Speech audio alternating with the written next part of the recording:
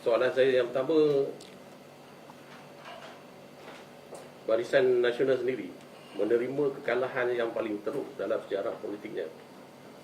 Daripada 191 kursi parlimen, BN hanya berjaya memenangi 30 kawasan. Kenapa ini terjadi, Nazri? Bismillahirrahmanirrahim. Alhamdulillahirrabbilalamin. Wassalatu wassalamu ala ashrafil anbiya'i wal mursalin wa ala alihi wa sahbihi ajma'in. Assalamualaikum warahmatullahi wabarakatuh. Terima kasih kerana sudi mengadakan sesi ini. Ramai yang minta saya berkongsi berbagai-bagai pandangan. Saya sedar dan insaf saya bukan sesiapa. Saya hanya seorang ketua bahagian. Saya juga tidak dapat mempengaruhi sesiapa. Cuma sekadar untuk berkongsi pengalaman bolehlah, ya. Dan saya menerima undangan ini. Dan saya mau bercakap jujur.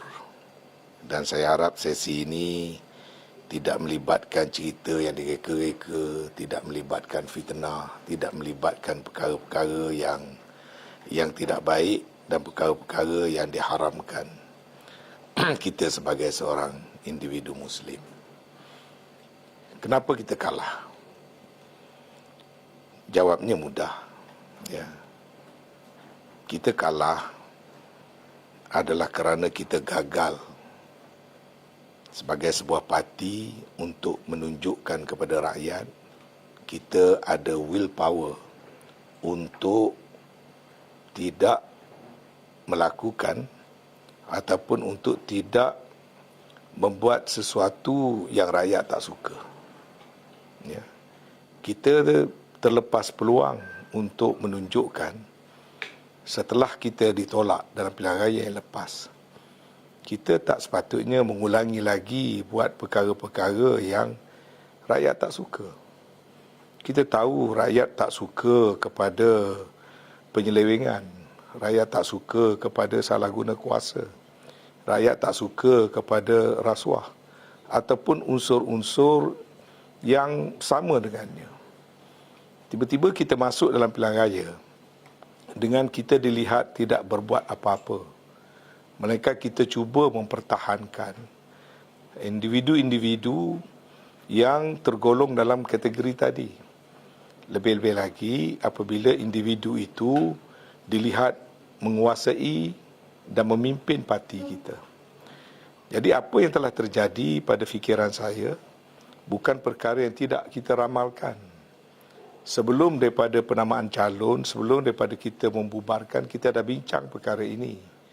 Bahawasanya bolehkah kita masuk pilihan raya dengan kita membawa imej individu-individu tertentu yang menjadi asas untuk orang nak pilih atau tak nak pilih kita. Dan kita telah membawa formula yang salah. Dan kita kelihatan tidak serik, kita tidak kelihatan tidak insaf, kita tidak kelihatan untuk mempunyai willpower untuk mengubah apa yang rakyat tak suka. Dan dengan itu rakyat telah memberi undi bukan kepada parti yang mereka suka, tetapi lebih kepada menolak pimpinan kita yang mereka tak suka. Maka terjadilah apa yang terjadi, di mana kekuatan kita berada di kalangan pengundi Melayu. Dan di kalangan pengundi Melayu yang mereka tak suka perkara ini, dia terpaksa lambatkan undi dia kepada Perikatan Nasional. Kerana mereka juga tak suka kepada PH. Ya, pengundi Melayu jelas trend yang ditunjukkan mereka tidak suka kepada parti PH, PKR, DAP dan sebagainya. Tapi mereka bukan juga fanatik ataupun menjadi penyokong kuat kepada Perikatan Nasional.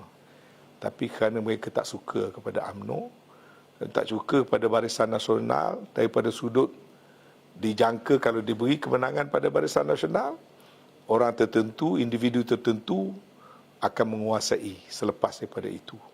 Maka mereka menolak. Ada juga yang menyalahkan pengundi muda. Pengundi dikatakan tidak faham tentang politik, khususnya pengundi 18. Itu yang jadi punca. Saya fikir ini satu daripada sikap yang menyebabkan orang bertambah benci pada kita. Kenapa kita nak salahkan pengundi? Adakah kita kata pengundi muda dalam negara kita ni yang tak reti, tak boleh nak menilai? Apakah kita nak katakan rakyat yang salah? Inilah sifat yang mana nak tunjuk kita sentiasa betul, rakyat salah. Ini satu sikap yang akan membenamkan lagi UMNO. Pada saya, pengundi muda telah membuat satu keputusan yang betul, di mana mereka mahu tengok negara ini ditadbirkan oleh pemimpin-pemimpin yang berintegriti. Dan kita yang telah membuat tawaran yang salah. Bukan pengundi yang salah, kita yang salah.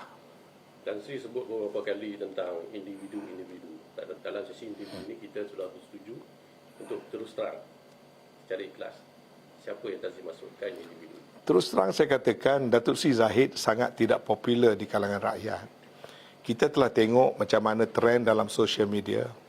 Kita juga telah membuat beberapa kajian-kajian rambang. Jawapannya adalah jelas. Rakyat tidak menyukai Datuk Sri Zahid Hamidi. Dalam pilihan raya Melaka dan Johor, Presiden kita ke belakang. Waktu itu kita lebih tonjolkan Perdana Menteri yang baru mengambil alih jawatan. So the feel good factor itu kuat. Ya. Dan bukanlah kerana orang tak suka semata-mata soal-soal yang dihadapi oleh Presiden kita. Itu rakyat semua faham. Biarlah proses mahkamah yang menentukan. Beliau bukan merupakan seorang yang bersalah buat masa ini.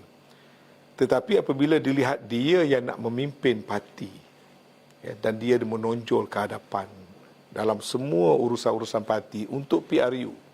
Di Melaka, beliau tidak ke depan. Di Johor, beliau tidak ke depan. Dalam pilihan raya di Kamera Highland, beliau tidak ke depan. Dalam pilihan raya di Semenyih, cuti terus. Dalam pilihan raya Rembau, beliau tak ada peranan. Dalam pilihan raya di Kimanis, saya yang antara menjadi penyelaras koordinator. Strategi kita, kerana kita tahu beliau perlu melalui satu proses. Tapi bila datang pilihan raya umum, beliau dilihat terlalu ke depan. Beliau membelakangkan keputusan-keputusan parti. Top 5, pemilihan calon. Beliau memancung orang-orang yang tidak sehaluan fikiran, pancung. Beliau sendiri solo mengumumkan manifesto parti. Sehingga kan poster boy ke belakang. Jadi strategi itu terlalu menonjolkan seorang tokoh dan sosok yang tidak diterima oleh rakyat. Itu adalah satu strategi yang salah pada saya. Dan waktu itu, bila kita beri gambaran itu, orang marah dengan kita. Semua orang tahu yang dekat dengan saya tanya, saya dah beritahu Kelantan 14-0. Saya dah beritahu kita akan kosong di negeri-negeri di mana PAS ada base. Di mana Bersatu akan tumpang daripada base PAS. Saya dah beritahu. Tapi orang tidak mahu percaya pada masa itu. Jadi pada saya kita telah tersalah strategi di mana kita mengenengahkan satu watak yang dijangka akan berkuasa kalau diberikan mandate, sedangkan rakyat tidak menyukainya. Maka kita tak dapat undi. Selain daripada strategi yang salah, sebenarnya UMNO sebelum ni dikatakan punya formula yang mudah untuk menang 2/3. UMNO hanya perlu bekerjasama dengan Bersatu dan PAS di dalam Muafakat Nasional. Tetapi pada tahun 2019, Presiden UMNO Datuk Seri Zahid telah membuat satu survey oleh satu pihak bebas. Hasil survey itu beliau tunjukkan pada saya, di mana daripada survey itu dikatakan, kalau kita nak menang cemerlang PRU 15, apa yang perlu kita lakukan ialah kita perlu bergabung dan lawan satu lawan satu dengan Pakatan Harapan, PH. Dan saya telah diarahkan untuk berbuat beberapa perkara untuk mewujudkan front yang kokoh di kalangan pembangkang. Dan disitulah juga bermulanya usaha untuk bekerjasama dengan PAS. Dan akhirnya lahir Muafakat Nasional. Dan dalam piagam Muafakat Nasional yang saya terlibat dalam turut mendraft di peringkat jawatankuasa dan terlibat sehinggalah membaca deklarasi tersebut, kita telah menyatakan bahawasanya penyatuan semula orang-orang Melayu melalui Muafakat Nasional itu adalah jawapan yang tuntas untuk kita kembali kuat dan berkuasa. Dan dalam piagam itu disebut dengan kalimah wallahi wabillahi watallahi, kita akan membuat keputusan-keputusan dan jika ada perbezaan pendapat, kita akan merujuk pada Al-Quran dan Al-Sunnah sebagai panduan. Begitu murni sekali artikel itu dibuat dan kita menyatakan bahawasanya PAS dan UMNO bebas membuat pendirian politik masing-masing. Kita anggapkan itu sebagai satu loose coalition. Tetapi matlamat hujung adalah jelas, iaitu selepas kita mewujudkan muafakat antara, sebab itu dipanggil muafakat nasional, bermula saja dengan muafakat UMNO dan PAS. Lepas itu kita akan mengajak bersatu bersama. Dan saya hatta telah ditugaskan untuk menjelaskan pula muafakat nasional kepada parti-parti bukan Islam, MCA, MIC dan sebagainya. Dan seterusnya kita katakan pada waktu itu, kita perlu membentuk satu grand coalition di mana Sarawak satu coalition, Sabah satu coalition, di Semenanjung satu coalition yang dipimpin oleh UMNO. Dan kita katakan itulah winning formula. Dan itulah juga yang telah membawa kemenangan kepada beberapa siri pilihan raya kecil. Maka saya begitu yakin sekali formula muafakat nasional ini, pertama, selaras dengan strategi politik. Kedua, selari dengan tuntutan agama. Kita baiki segala keretakan, perbezaan pendapat yang dulu dan sebagainya. Dan ternyata sekali, bila datang pilihan raya Tanjung Piai, bila kaum lain melihat orang Melayu kuat bersatu, hatta kita mula mendapat kembali sokongan daripada orang-orang Cina di Tanjung Piai. Dan bila kita uji dengan meletakkan calon daripada kalangan bukan orang Melayu, walaupun masa itu kuat sekali dorongan hendakkan di Tanjung Piai diletakkan calon Melayu, dan ramai kata kalau tak letak calon Melayu waktu muafakat nasional tengah kuat ini, kita akan kalah. Tapi kita memberanikan diri di bawah konsep muafakat nasional yang luas tadi, kita letakkan calon bukan Melayu. Tapi kita satukan orang Melayu di belakang. Orang PAS bekerja untuk calon bukan Melayu, orang UMNO bekerja untuk calon bukan Melayu, dan kita menang dengan majoriti yang besar di Tanjung Piai. Dan itu adalah satu proof yang nyata muafakat nasional lah formula yang ultimate, yang tuntas untuk politik Malaysia yang didokong, ditunjangi oleh UMNO, PAS, dan juga waktu itu bersatu. Kita menentang bersatu pada waktu itu. Kita UMNO dan PAS. Ya. Jadi, malangnya, formula itu telah di-abandon. Kalau nak diceritakan bagaimana mati tanpa kuburnya muafakat nasional, saya rasa elok saya share perkara ini sebab orang di luar tak begitu faham sebenarnya apa yang berlaku. Sebenarnya, setelah kita tubuhkan muafakat nasional pada penghujung tahun 2019, setelah kita adakan perhimpunan himpunan perpaduan ummah, dan selepas itu kita memenangi siri pilihan raya di Rembau, di Semenyih, sampailah juga akhirnya ke Tanjung Piai. Dalam politik dalaman berlaku satu game politik dalaman, iaitu rumusan kita ketika itu, dan saya dan Taqiyuddin diarahkan untuk membuat jemputan kepada bersatu untuk masuk, kerana UMNO tak nak masuk Perikatan Nasional. Sebaliknya kita kata, kita mahu Perikatan Nasional masuk sebab payung gabungan untuk Semenanjung kita mahukan UMNO-led muafakat nasional. Dan itu dipersetujui. Ketika itu berlaku beberapa peristiwa. Pertama, pada sekitar bulan Julai 2020, Datuk Najib dijatuhkan hukuman yang berat oleh mahkamah yang menyebabkan satu sentimen rasa tak puas hati sehingga ahli parlimen konfront Tan Sri Muhyiddin dan sebagainya. Yang kedua, pada masa itu juga kalau kita ingat, Biro Politik UMNO membuat keputusan menuntut jawatan timbalan Perdana Menteri. Dan nak diringkaskan cerita, pada satu hari di kantin parlimen, di kantin sebelah lobi backbenches, saya duduk empat mata dengan Datuk Seri Zahid Hamidi.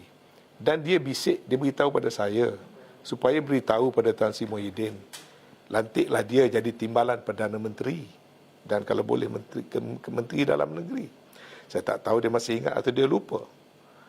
Waktu itu dia menggunakan saya sebagai jambatan untuk banyak perkara berunding antara parti-parti, termasuklah waktu gagalnya nak bentuk kerajaan negeri Perak sewaktu dia dah pun berlepas pergi ke Ipoh.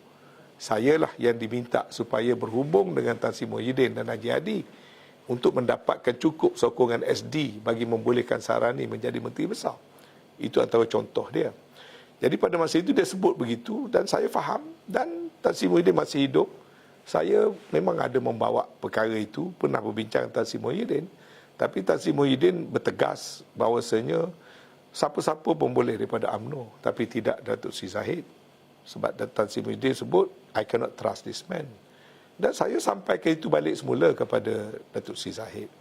Jadi peristiwa Datuk Najib dihukum, peristiwa Datuk Sri Zahid tak diterima secara total oleh Tan Sri Muhyiddin menyebabkan mereka sudah putus asa untuk mendapatkan dokongan Tan Sri Muhyiddin dalam isu-isu mereka. Dan pada waktu itulah, waktu saya telah pun mendapat, Tan Sri Muhyiddin declare dalam perjumpaan ahli parlimen di bangunan parlimen bahawasanya dia tidak boleh campur urusan mahkamah. Tapi soal bersatu nak masuk ke PN, dia kata tak apalah, nak masuk ke Muafakat Nasional. Muhyiddin declare, dia setuju masuk. Bila kita beritahu pada pimpinan, pimpinan kata nak jawapan hitam putih, nak ada jemputan hitam putih, nak jawapan hitam putih. Saya dan Datuk Taqiyuddin menguruskan perkara itu. Mula-mula saya dengan Taqiyuddin yang menandatangani jemputan itu. Kemudian diubah supaya kedua-dua presiden dan Tun Guru Haji Hadi sign jemputan kepada Muhyiddin. Saya menghantar surat itu dan ringkas cerita, Tan Sri Muhyiddin telah memberi jawapan secara bertulis, bersetuju menyertai Muafakat Nasional. Dan pada hari kita nak mengadakan mesyuarat jawatan kuasa di peringkat Muafakat Nasional, UMNO dan PAS, sebelum maghrib saya dipanggil masuk berjumpa dengan Presiden, dan antara arahannya ialah untuk tidak proceed dengan membawa masuk bersatu ke dalam Muafakat Nasional. Maka kami patuh dan perkara itu macam tergantung. Waktu itu saya tidak berapa faham sebenarnya apa yang sedang berlaku. Kemudian kita mula mendapat maklumat dan laporan bahawasanya telah ada perjumpaan yang dibuat, terutama sekali di Ampang sekitar bulan Julai dan bulan Ogos, antara yang terlibat antara lain termasuklah Anthony Loke, Anwar Ibrahim, Datuk Zahid Hamidi, merancang untuk memberikan sokongan kepada Anwar menjadi PM. Tapi kita fikir itu adalah soal strategi, kita tidak jadi isu sangat, tapi kita memerhatikan perkembangan. Itu sekitar bulan Ogos, waktu kita nak mengadakan pilihan raya di Sabah. Ya. Tiba-tiba Anwar mengeluarkan statement, dia cukup bilangan untuk dilantik menjadi Perdana Menteri. So timbullah satu keraguan waktu itu. Ringkaskan cerita, akhirnya terbukti Presiden telah menandatangani satu surat untuk memberi sokongan kepada Anwar dan berjanji taat setia kepada Anwar. Dan ayat itu digunakan, bersetia dengan Anwar Ibrahim untuk menjadi Perdana Menteri. Maka timbullah perbezaan pendapat yang mendalam di kalangan kita. Tapi waktu itu saya dituduh, dikatakan memfitnah. Ya, hasil akhbar saya digantung kononnya memfitnah. Sedangkan perkara itu hari ini sudah terbukti benar. Ya. Jadi kerana itu, sejak itulah mesyuarat terakhir Muafakat Nasional. Terus Muafakat Nasional tidak lagi diadakan mesyuarat, sudah tentu kerana PAS bertegas tak mahu Anwar. No Anwar, no DAP itu polisi bersama. UMNO dan PAS menjadi polisi Muafakat Nasional. Jadi waktu itu Muafakat Nasional mula tidak berfungsi, maka begitulah sampailah ke akhirnya sekarang. Akhirnya jadi no bersatu, akhirnya no PAS, kemudian timbullah cerita going solo. Jadi formula going solo ini ada formula yang di-create oleh pucuk pimpinan untuk menjayakan satu grand design yang terselindung daripada ahli parti. Ahli parti masih lagi no Anwar, no DAP, no Anwar, no DAP. Quietly pimpinan sudah membuat satu agenda plan lain, yang mana barulah hari ini meletup keluar semua sekali. Sedangkan conversation telefon, surat, perjumpaan-perjumpaan di sebuah rumah di Ampang yang antara lain sampai peringkat menanda tandangan SD. Siapa yang terlibat? Noh Omar terlibat, Nazri Aziz terlibat, Tajuddin Rahman terlibat pada ketika itu. Ini ada orang-orang yang boleh menjadi saksi. Jadi sekarang ini di-abandon Muafakat Nasional kerana ada PAS dan juga Bersatu, dibawa teori going solo, dan Presiden mempunyai satu kumpulan penulis naratif untuk membuat justifikasi untuk meninggalkan strategi yang saya kata tadi, strategi pasti menang, ditinggalkan kerana agenda peribadi, nak buat going solo. Tapi maksud going solo itu adalah ke arah membantu PH dan Anwar Ibrahim. That formula is a failed formula dan is proving to be a disaster. Tapi adakah istilah bersatu dengan PAS untuk hendak membunuh UMNO dijadikan justifikasi kepada tindakan yang dibuat untuk itulah satu naratif yang direka untuk menghalalkan strategi solo. Baik, saya nak tanya balik soalan cukup mudah. Waktu kita jatuh, ada kenapa, tidakkah itu saat terbaik PAS boleh bunuh kita? Tapi akhirnya PAS membantu kita. Waktu kita mula membentuk kerjasama dengan PAS, calon PAS ke calon UMNO yang kita dokong? Pilihan Raya Cameron Highland, calon siapa? Calon UMNO, PAS sokong. Datang pilihan raya Semenyih, calon mana? Calon UMNO, PAS sokong. Dalam pilihan raya di Rembau, calon mana? Calon UMNO, PAS sokong. Dalam pilihan raya Tanjung Piai, calon mana? Calon UMNO, PAS sokong. Dalam pilihan raya kecil Kimanis, calon mana? PAS sokong. Di mana kata PAS nak membunuh UMNO? Itu waktu saat UMNO begitu jatuh. Kita kena jujur. Kita tidak boleh berbelit dalam soal politik. Kita kena ikhlas. Begitu juga dalam soal bersatu. Ya, saya sampai dituduh saya ni pro bersatu. Tapi saya tidak mahu berjujur sakat terus terang. Waktu UMNO tak ada duit, dalam pilihan raya di Sabah, berpuluh juta bersatu membantu kita di Sabah. Macam mana boleh nak membunuh kita tapi dia membantu kita? Tapi waktu itu kerana jajaran baru telah bermula, kita sengaja mewujudkan kebencian kepada Bersatu dan PAS. Jadi bila kita berkata benar, dituduh kita membawa suara pihak lawan. Saya berpegang kepada prinsip dalam piagam, kita bertindak berdasarkan kepada Al-Quran dan Sunnah.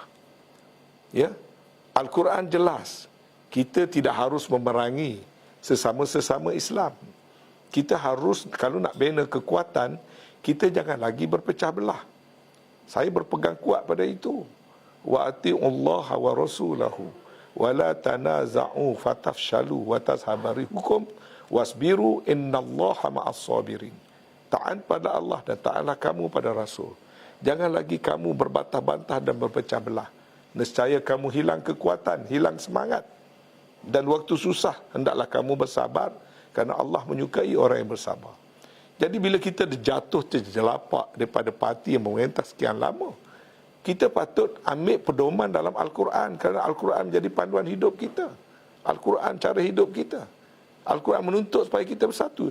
Kita sudah bersatu elok, kerana kita ada agenda pribadi, kita menentang apa yang ada dalam Al-Quran.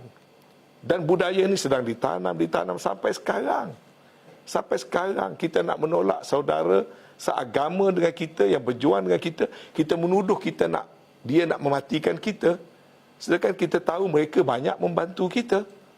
Dan kita sekarang nak dibawa lagi untuk masuk ke satu lubang lain yang jelas merupakan musuh kita. By any standard, by any parameter, yang kita nak bawa masuk pergi ke DAP dan Parti Liberal PKR ini, itu bukankah parti yang nak membunuh kita? Sejak daripada tahun 1963. Sekarang ini dimomokkan kepada ahli-ahli UMNO, cuba memberikan justifikasi yang berbagai-bagai. Kita nak menentang panduan yang disebut dalam Al-Quran, supaya kita jangan ambil orang yang bukan daripada kalangan kita menjadi orang kepercayaan. Boleh bersahabat. Tapi sekarang kita nak menolak sahabat-sahabat seagama dengan kita, parti-parti yang sealiran dengan kita, kita nak pergi kepada parti yang jelas mengamalkan dasar sosialis dan sebagainya, dan liberalis dan sebagainya. Saya fikir kita sedang masuk dalam satu zon bahaya kerana pucuk pimpinan yang telah gagal mahu terus membawa naratif. They are all failures. Kalau dah gagal begini teruk, masih lagi terus nak membawa naratif, kita akan berjumpa dengan kegagalan yang lebih besar. Nazri, apa masalah dalam bekerjasama dengan DAP? Kerana UMNO sendiri dalam Barisan Nasional pernah bekerjasama dengan MCA, gerakan dan parti kaum-kaum lain India. Adakah apa DAP ni dianggap sangat sosialis atau bagaimana? Banyak orang kata kita ni kenapa kalau tak boleh kerjasama dengan DAP, sedangkan kita bekerjasama dengan MCA pun China juga, India dan sebagainya. Ini satu persepsi yang sangat salah. UMNO tidak pernah menentang mana-mana parti tak dasar kaum. UMNO ni malahnya sebelum wujud DAP lagi, kita dah bekerjasama dengan orang Cina, orang India, orang Dayak, orang Iban dan Kadazan. UMNO bukan parti resis. Kita tak setuju dengan DAP, saya kata. Pernah saya satu ketika dulu saya sebut, kalau ada titik persamaan dalam perjuangan hatta DAP, saya kata, kita boleh bekerjasama. Tapi apa dia titik persamaan itu? Adalah dasar. Ya, kalau DAP ubah dasar dia lain. Oh, ada orang kata sekarang kita boleh bekerjasama kerana tak ada lagi Lim Guan Eng, Lim Kit Siang, kerana ada Anthony Loke. Minta maaf saya nak guna sikit perumpamaan, kiasan yang kasar. Kalau daging babi itu haram, hanya dengan kerana tukar tukang masak, dia halal ke? Ya? Dia masih tetap DAP yang sama. Jadi penentangan kita pada DAP ni bukan atas dasar res, bukan atas dasar kaum. Yang duk anti Melayu apa semua macam Superman DAP, itu dia anti Melayu, dia anti Islam. Kita tidak pernah anti apa-apa kaum kerana parti kita ni adalah parti yang paling banyak kaum berbagai-bagai. Yang kita kata tak sealiran itu, saya kata titik pertemuan yang tak sama sampai sekarang, ialah DAP dalam perlembagaan dia memperjuangkan sosialisme. Dia sosialis parti, basically. Sosialis kalau pergi ekstrim, komunis. Kalau pergi ekstrim, dia ambil sosialis liberal. Sebab liberal itulah dia boleh duduk dengan PKR. Maka di situlah datangnya LGBT, etis, segala macam. Tapi kita bukan parti liberal. Kita bukan parti sosialis. Kita mempunyai dasar perjuangan nasionalis kita yang berteraskan Islam. Yang serupa dengan kita dasarnya bersatu, PAS. Itu yang dasar serupa. Personaliti lain-lain. Tapi dengan DAP ni penolakan kita ni kerana benda yang titik pertemuan yang sangat fundamental. Bukan soal leadership. Ini bukan soal Lim Kit Siang atau Anthony Loke. Sebab perlembagaan DAP tak pernah dipindah. Deklarasi setapak tak pernah dipindah. Dasar Malaysia tak pernah dipindah. Dan saya tahu dalam pilihan raya yang lepas DAP telah buat silap. Kerana bila dia merintah dia rakus. Dia rakus, nak ubah itu, ubah ini, orang Melayu benci. Sekarang, DAP zaman Anthony Loke akan datang penampilan yang berbeza. Jarumnya akan jadi lebih halus. Pisaunya akan jadi lebih halus. Tapi strategi mereka tidak berubah. Mereka kekal parti sosialis. Mereka kekal parti yang berpegang kuat pada prinsip Malaysia. Mereka kekal sebagai parti yang nak melaksanakan deklarasi setapak. Adakah kita mahu lupa ini semua? Saya tak ada kebencian peringkat personal pada DAP. Jauh sama sekali kerana soal isu Cina dan Melayu. Sebab kawan saya Cina, MCA Cina, parti-parti kawan-kawan kita di Sabah Sarawak ramai orang Cina, dan parti kita ini adalah parti yang sebelum merdeka lagi kita berkawan dengan orang Cina. Kita tak ada masalah. Ini bukan soal Cina Melayu, tapi soal ideologi perjuangan DAP sangat bercanggah dengan ideologi perjuangan UMNO, bercanggah dengan ideologi perjuangan Bersatu, bercanggah dengan ideologi perjuangan PAS. Sebab tu pada saya, kalau kita nak bermuafakat, seperti mana ayat surah Al-Imran 118 tadi, kita nak ambil sebagai orang kepercayaan, kena orang-orang yang mempunyai ideologi perjuangan yang sama. Kalau kita ambil orang yang ideologinya memang nak makan kita, ya, Memang ideologi nak matikan kita, yang sebut dalam Al-Quran tu, yang lidahnya jelas terpancar kebenciannya, dalam hatinya lebih besar lagi, kata dalam Al-Quran. Kemudian kita langgar apa yang ada dalam Al-Quran yang menjadi prinsip perjuangan UMNO, teras perjuangan UMNO, kita langgar, maka pada saya bencanalah yang menunggu kita di hadapan. Jadi menolak DAP bukan soal apa yang berkait dengan soal Cina atau tidak Cina. Sebab dalam Parti Barisan Nasional kita amat memerlukan kepada keberadaan rakan-rakan daripada semua kaum, semua agama, semua keturunan. Jadi kita harus jelas perkara itu. Tapi bila Tansi sebut soal agama, ada yang sering bercakap sokong DAP bukan tukar agama pun. Memanglah. Siapa kata sokong DAP tukar agama? Siapa yang kata sokong DAP tukar agama? Sokong DAP tapi kita masih Islam lagi. Ya? Kita walaupun sokong DAP, kita masih Islam. Betul lah tu. Baik. Kalau you makan babi, you Islam tak? You Islam kan? Tapi daging tu haram ke tidak? Haram kan? Super juga. Ini bukan soal Islam tak Islam. Saya kata, ideologi dan dasar perjuangannya bercanggah dengan Islam. Kerana dia jelas dalam perlembagaan dia memperjuangkan sosialis. Kita tidak memperjuangkan sosialis. Baca perlembagaan kita perjuangkan atas dasar Islam. Dia sebut dalam perlembagaan dia, bukan benda yang saya reka. Boleh buka perlembagaan DAP. Deklarasi Setapak is a written document. Malaysia is a written document. Ucapan pemimpin-pemimpin DAP ada dalam archive, boleh buka. Ucapan sampailah kepada berlakunya peristiwa 13 Mei. Ada penuh dalam archive, laporan-laporan polis yang terdapat dalam archive negara dan sebagainya. Jadi bukan soal sokong DAP pun kita Islam juga. Tidak. Politik ini tidak semudah itu. Apabila sesebuah parti itu diberi kuasa, dia akan melaksanakan ideologi perjuangan dia. Sekarang kita nak beri kuasa kepada DAP. Kalau dia menang sendiri tak apa. Orang Melayu dan orang Islam telah tolak DAP dalam PRU 15. UMNO nak tolong menobatkan dia jadi kerajaan. Saya reda melawan. Sebab apa? Orang Melayu dah tolong kita. Kita tak ada kekuatan nak mengalahkan DAP. Pengundi-pengundi Melayu telah menolong kita, tak campakkan undi kepada PH. Dia campakkan undi kepada PN. Kalau orang Melayu di luar sana dah menolong UMNO, tapi UMNO nak betray orang Melayu dengan mengangkat DAP daripada tak boleh jadi kerajaan sekarang, kita angkat dia jadi kerajaan. Jawabnya, UMNO akan dilupakan oleh orang Melayu dan Islam buat selama-lamanya. Sebab keberadaan kita tidak lagi relevan.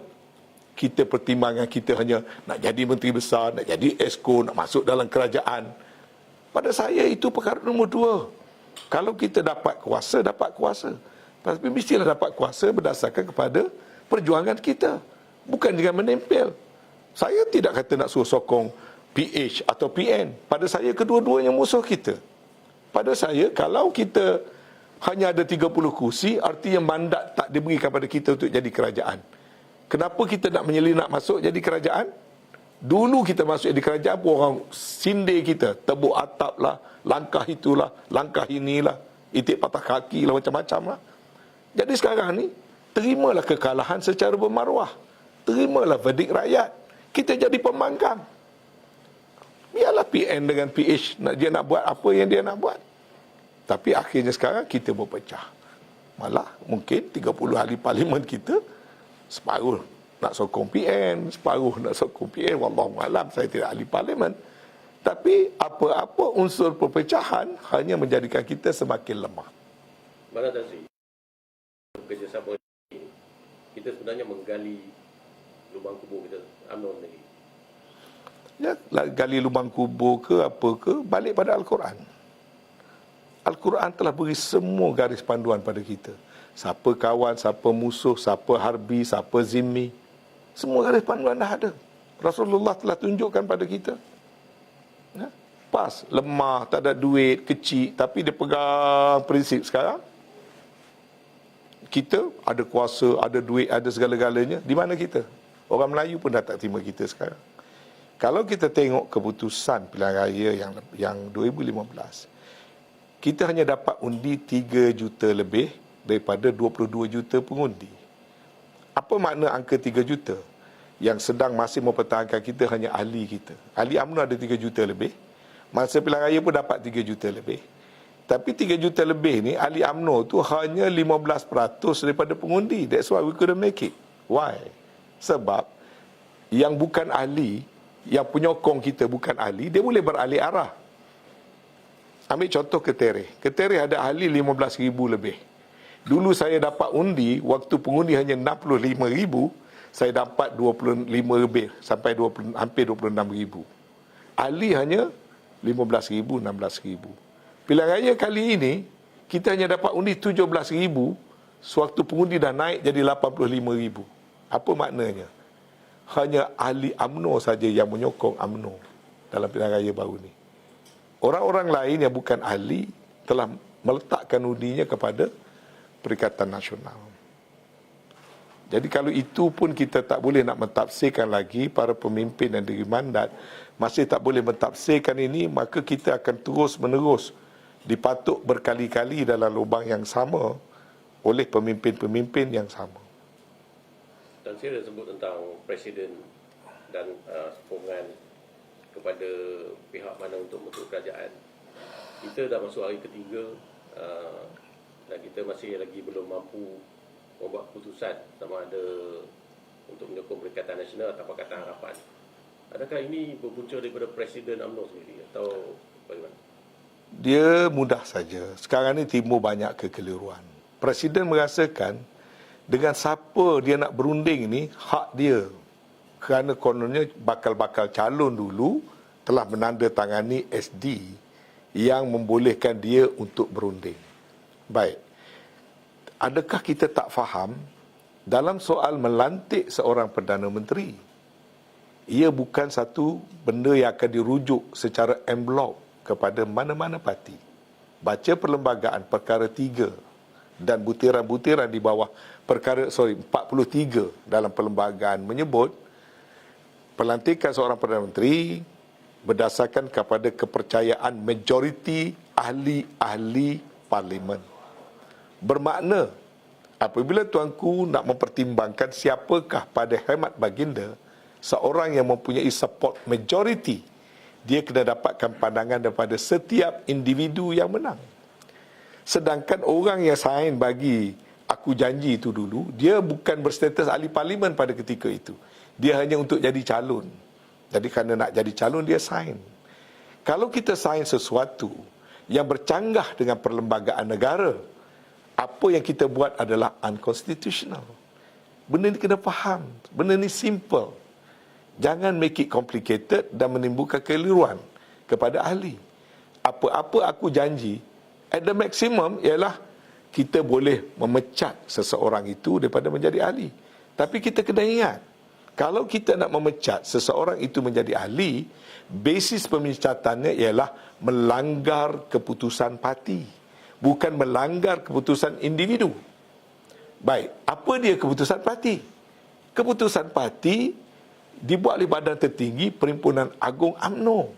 Bahawasanya UMNO tidak boleh beri sokongan kepada Anwar dan juga PH. Jadi kalau nak pecat sesiapa yang melanggar keputusan parti, Presiden kena terpecat dulu. Bukan dia boleh pecat orang lain.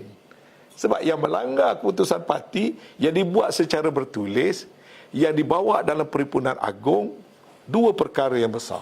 Pertama, mewujudkan muafakat nasional. Itu dibawa dalam Jawatankuasa Teknikal, Jawatankuasa MN, bawa pada Biro Politik, bawa pada MT, bawa kepada PAU. MN tu bukan buat cara simple-simple. PAS pun macam tu juga. Bawa ni, bawa Jawatankuasa Harian, bawa Dewan Ulama, bawa kepada Muktamar. Dua-dua parti telah lalui proses, maka dia telah menjadi dasar. Maka membelakangkan muafakat nasional, tanam muafakat nasional tanpa kubur dan pergi bekerjasama dengan Anwar, sebenarnya telah melanggar keputusan Majlis Tertinggi dan PAU yang telah meluluskan muafakat nasional. Tapi perkara ni sebelum ni tak dibahaskan. Kita nak jaga keharmonian dalaman parti, tapi in spirit. Saya nyatakan sekarang dengan jelas, muafakat nasional bukan perkara biasa. Perkara diputuskan oleh PAU, maka dia menjadi dasar. Maka masuk pilihan raya meninggalkan muafakat nasional, buat pilihan raya solo dengan berpakat dengan Anwar Ibrahim adalah melanggar keputusan parti. Orang yang melanggar keputusan parti patutnya diambil tindakan disiplin dan buang. Kedua, dasar Nur Anwar DAP juga dibawa dalam biro politik, dibawa dalam MT, dibawa ke dalam PAU. Jadi kalau nak bercakap tentang nak pecat ahli parti, bukan nak pecat ahli parlimen. Ahli parlimen berpegang pada putusan PAU. Presiden tidak ada kuasa mengatasi keputusan PAU.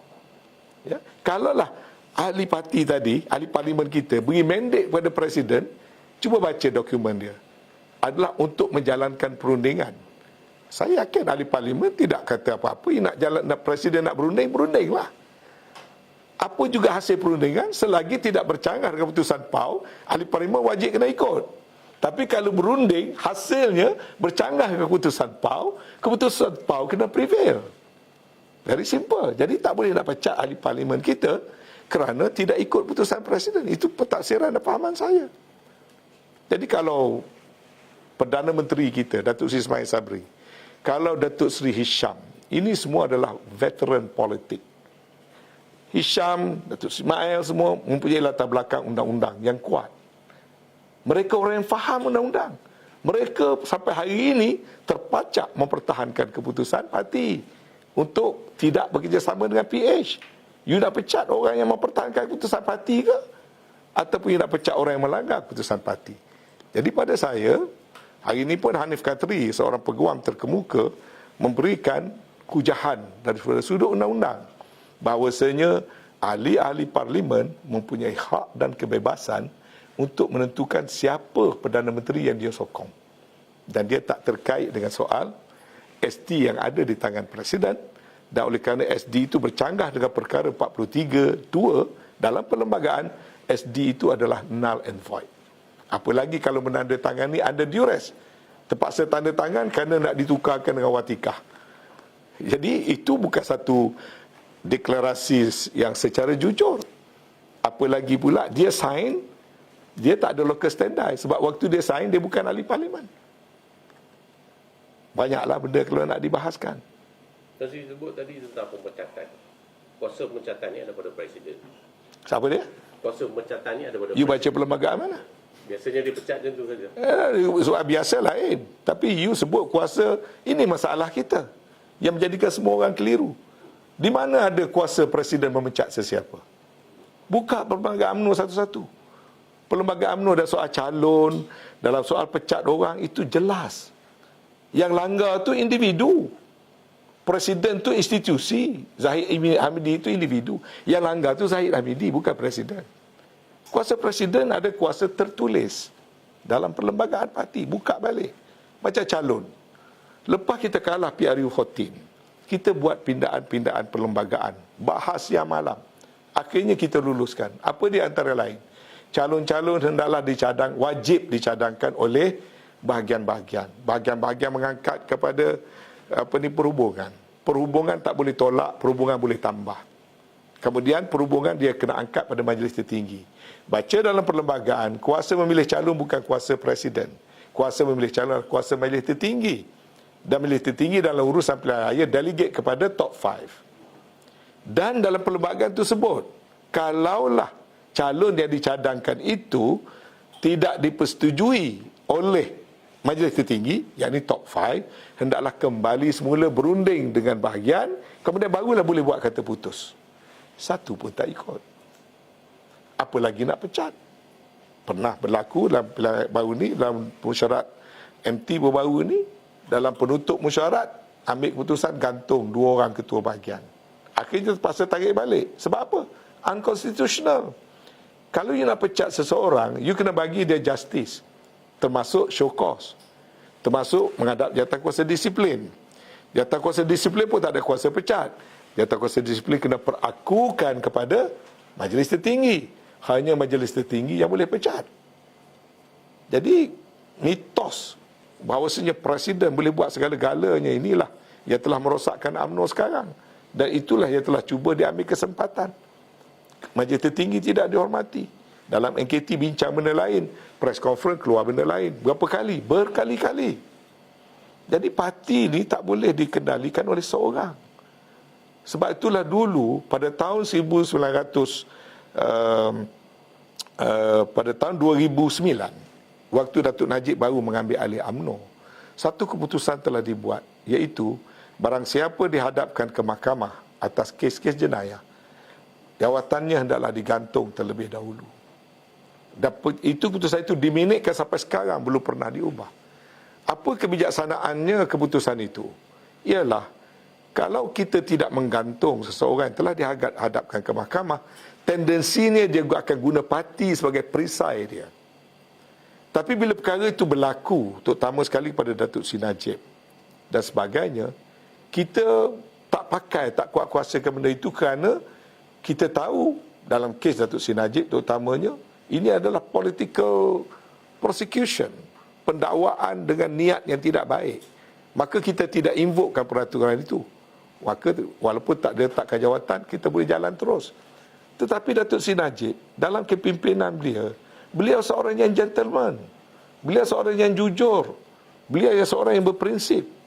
Saya nak kongsi satu pengalaman. Apabila 15 orang ketua bahagian, ini semua cerita tak ada di luar ya. Bila 15 orang tarik, jatuh kerajaan Tan Sri Muhyiddin. Kami dalam kerajaan berpandangan, kita tidak boleh buat pilihan raya ataupun serah semula pada Agong. Kerana kita ada, kalau macam Dr. Mahathir, dia boleh letak, dia collapse, kena pilih Perdana Menteri baru. Kita renegotiate dengan Tan Sri Muhyiddin. Saya terlibat sampai peringkat menandatangani perjanjian antara dua tokoh, bukan antara parti ya, antara PM8 dengan PM9. Saya menghadap Datuk Najib di rumah Tengku Adnan 3 kali membincangkan bagaimana nak bentuk kerajaan dan mengangkat Datuk Seri Ismail Sabri menjadi Perdana Menteri. Saya tahu Datuk Seri Najib sangat tak suka pada Muhyiddin. Saya tahu Datuk Seri Najib sikit sebanyak terlibat sekurang-kurangnya mendorong orang-orang ini tarik diri. But he's a gentleman. Bila kita duduk bincang dengan dia, dia berusaha. Itu Datuk Najib. Orang yang sangat berprinsip. Satu lagi contoh. Apabila kalah dalam pimpinan pilihan raya 2014, kami duduk di bilik tingkat 38 ke berapa masa itu dengan Datuk Najib. Dan dia sebut terus, saya tahu saya kena ambil tanggungjawab ini. Saya akan meletakkan jawatan. Tengah hari ini saya akan buat pengumuman. Saya akan ambil tanggungjawab.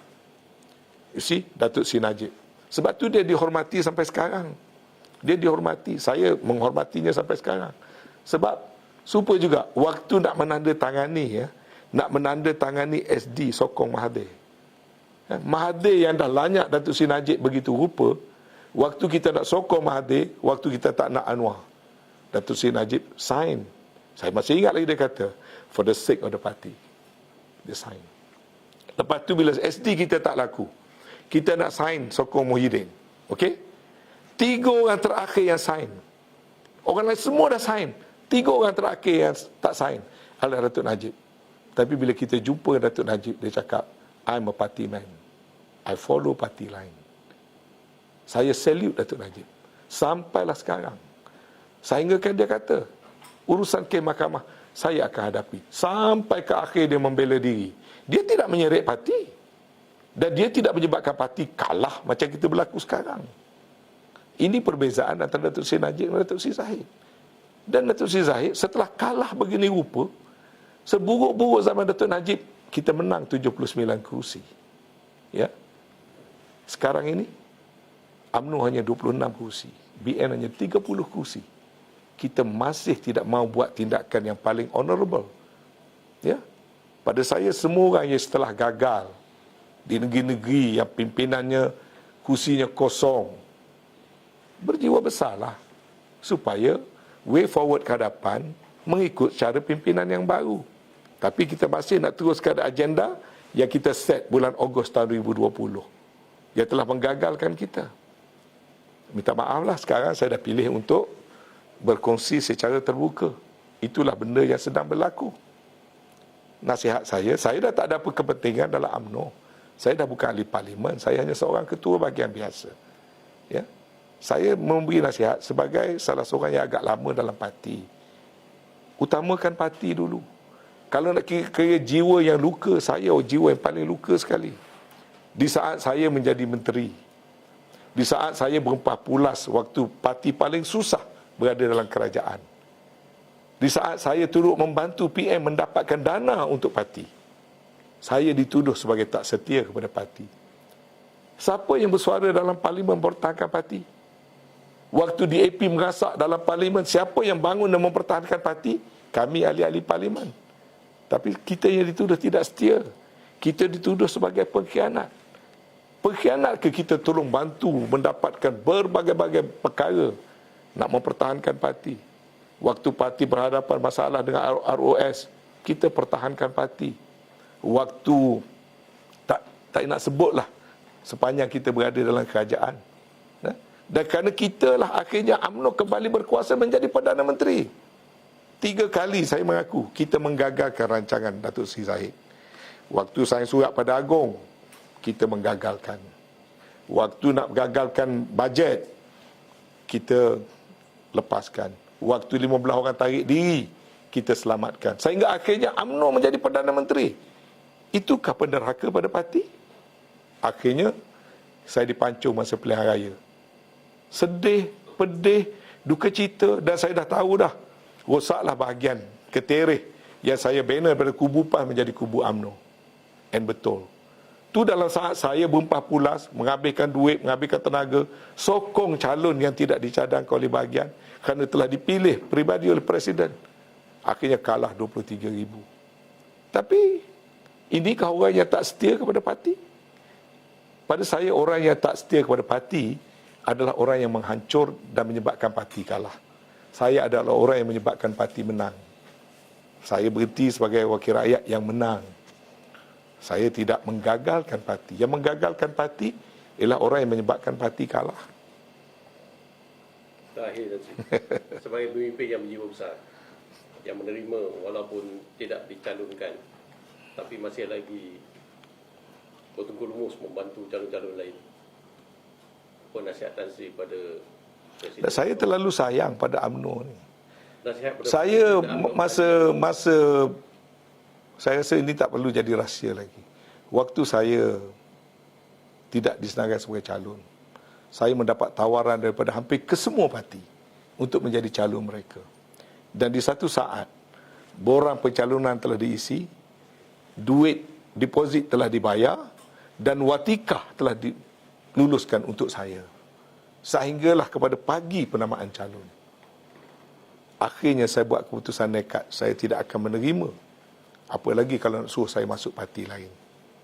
Satu keputusan yang berat bagi saya. Sebab apa? Sebab saya sayangkan UMNO. Saya berjuang dalam UMNO bukan kerana nak jadi wakil rakyat. Bukan kerana nak dapatkan pangkat dan jawatan. Saya nak berjuang dalam UMNO. Pertama, apa pun kita lakukan di dunia, kita kena jawab di akhirat. Saya akan hanya buat benda selagi tak bercanggah dengan Al-Quran, selagi tak bercanggah dengan hukum-hukum dalam Islam. Biarlah apa orang lain nak kata. Kalau nak suruh pilih antara PAS dan Bersatu, dengan PKR dan PH, conscience saya clear 1001%. Hukum syaraknya mewajibkan saya membantu PAS dan Bersatu. Orang lain nak buat putusan, buatlah.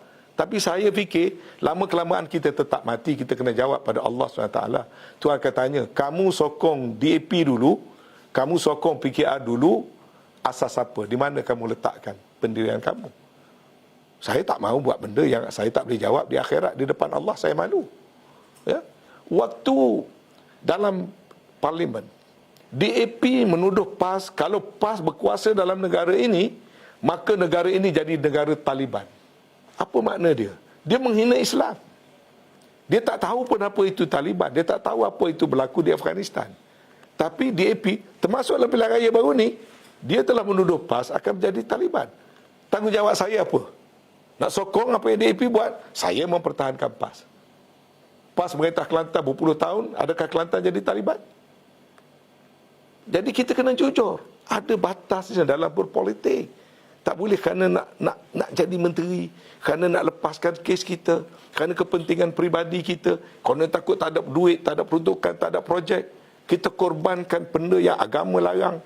Pada saya tak sanggup nak buat macam itu. Jadi nasihat saya, politik juga. Pada saya politik sebahagian pada ibadat. Pada saya politik adalah sebahagian dari fardu kifayah. Maka dalam berjuang dalam politik, harus ada etik dan garis-garis panduan yang tertentu. Kita tidak boleh membelakangkan rakan-rakan yang memperjuangkan agama, tak kira parti apa, kemudian kita mendahulukan orang yang nak menghancurkan agama kita. Itu pegangan saya. You tak usah bagilah alasan, oh kalau duduk dengan PH, maka habislah politik UMNO ni. Kenapa? Kerana kerusi-kerusi sekarang dah dipegang oleh PN. Jadi kalau kita duduk dengan PN, maka kursi-kursi itu sampai bila lah tak dapat kat kita. Ini bagi grup yang nak suruh kita sokong PH. Saya nak tanya balik orang yang pegang mazhab itu. Kalau kamu duduk dengan PH, sedangkan mandat yang kita ada 3 juta dari pilihan raya lepas, datangnya daripada orang Melayu dan orang Islam. Kamu membelakangkan mandat mereka, ya kamu boleh bertanding banyak kursi, tapi kamu akan menang berapa kursi? Dulu lagi saya cakap, diorang tak nak percaya. Saya kata dulu, waktu saya rundingkan dengan PAS, ni saya nak cerita satu perkara yang nak kata rahsia pun boleh, tapi saya rasa bukan lagi rahsia. Saya adalah antara orang yang pergi berunding dengan Bersatu dan PAS di peringkat awalan dulu. Saya dimandatkan.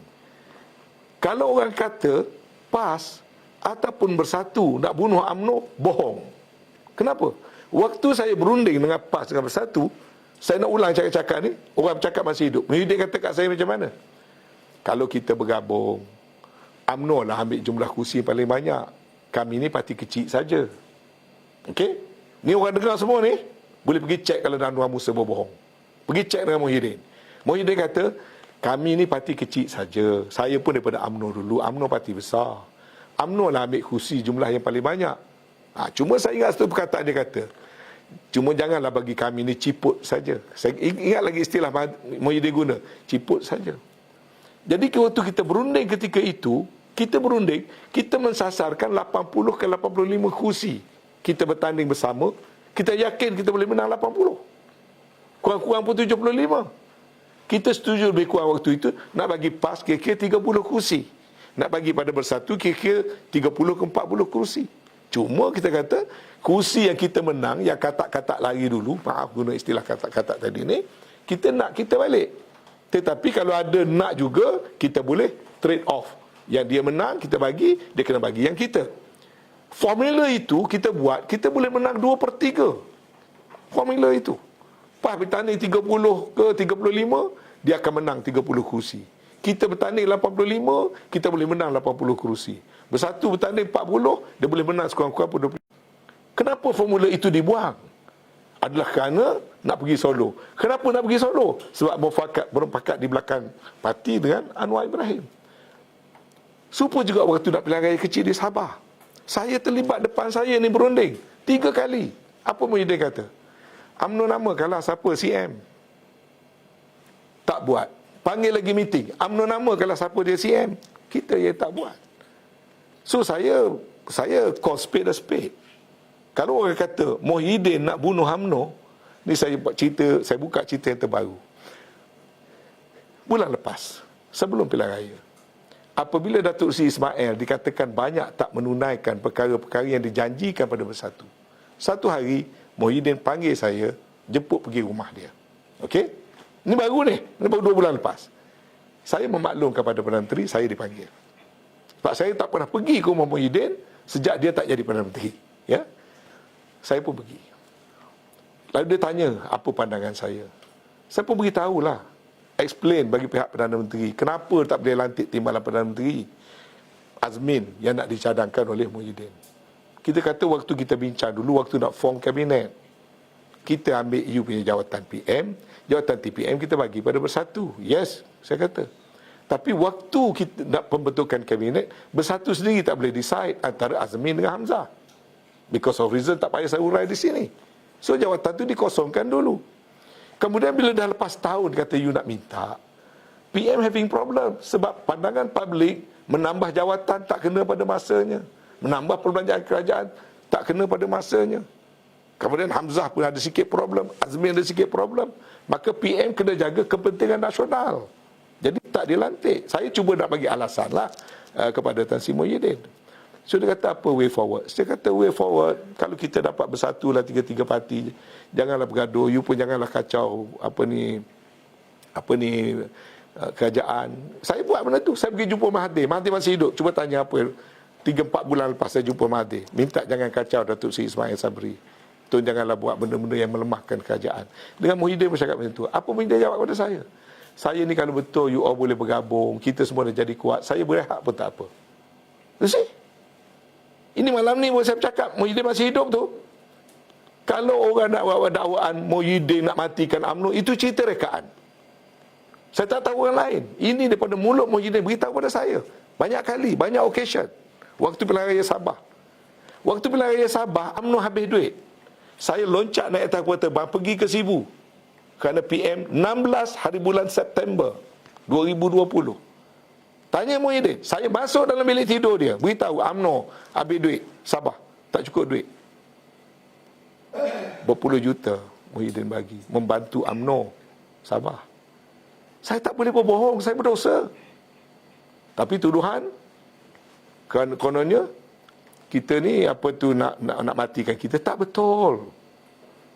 Saya tak betul. Saya kata tak betul. Saya bukan takut nak lawan Muhyiddin. Muhyiddin kena pecat daripada UMNO. Cuba tanya dalam MKT. Siapa yang bercakap saya Muhyiddin kena pecat malam tu? Saya seorang saja bercakap menentang Muhyiddin Yassin dalam mesyuarat MKT depan-depan Muhyiddin. Saya betul terang. Tapi bila nak tuduh, kalau dah soal sekarang, kalau nak kata PAS nak bunuh UMNO, kalau PAS nak bunuh UMNO, waktu UMNO dah jatuh, kenapa PAS nak kutip melalui Muafakat Nasional? Saya fikir sebagai orang Islam, kita kena bertindak adil.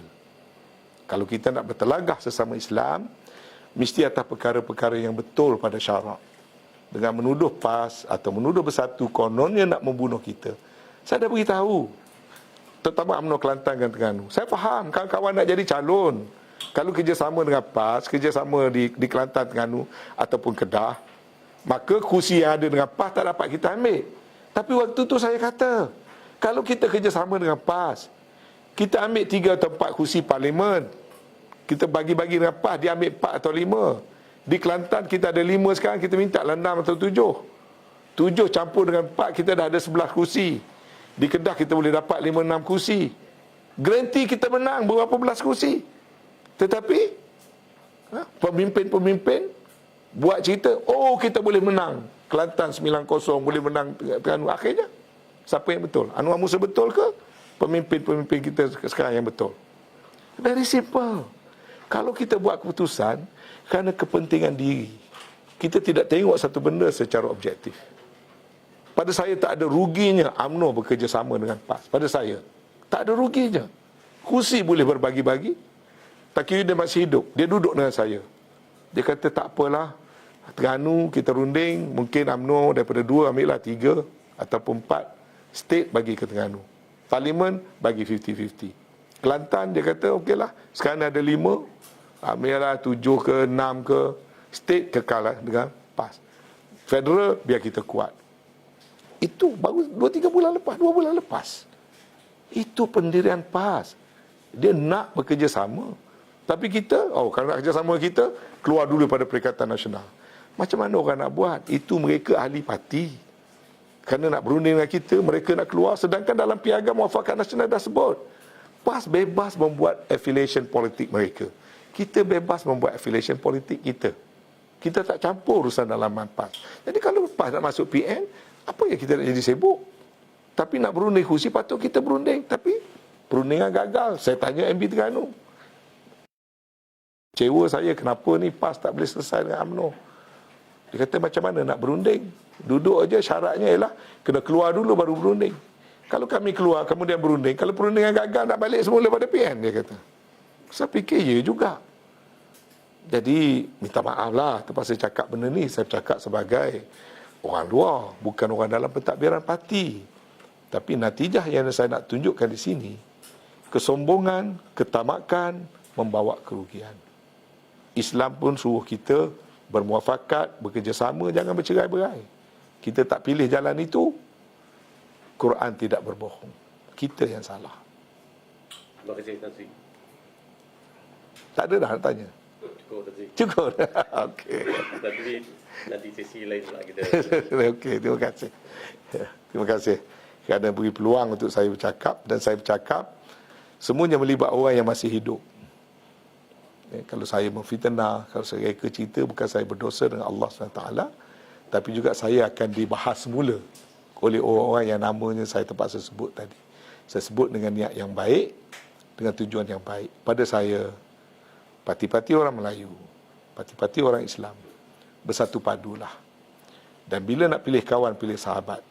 Jangan pilih harbi, orang yang ternyata memerangi dan memusuhi kita. Sama ada secara zahir atau tidaknya, kita boleh tengok pada track record mereka. Dan jangan tinggalkan saudara Islam untuk mengambil orang bukan Islam. Bukan kerana kita anti orang bukan Islam. Tidak. Tetapi kita perlu mendahulukan orang-orang yang ahli-ahli syahadah dan juga orang-orang yang sama akidah dengan kita, tanpa kita membelakangkan orang-orang yang bukan seagama dengan kita. Maka prinsipnya, kita telah tersesat di ujung jalan. Pada saya, kembalilah ke pangkal jalan.